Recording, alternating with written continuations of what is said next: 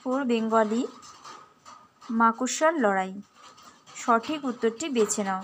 লেখকের দেখা মাকড়সার রং কালো, ধূসর, বাদামি। সঠিক উত্তর ধূসর। রচনায় বর্ণিত মাকড়সার থলের মধ্যে ডিম থাকে 100 থেকে 150, 150 থেকে 200, 200 থেকে 250। সঠিক উত্তরটি হবে 150 থেকে 200।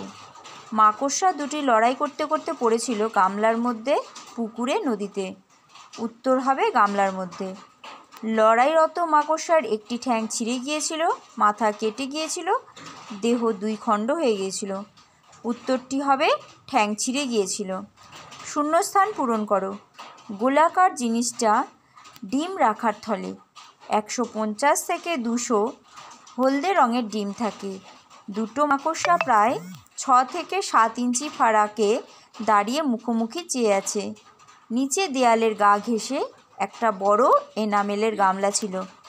ছিন্নপদ মাকড়সাটা বড়ই কাবু হয়ে পড়েছিল।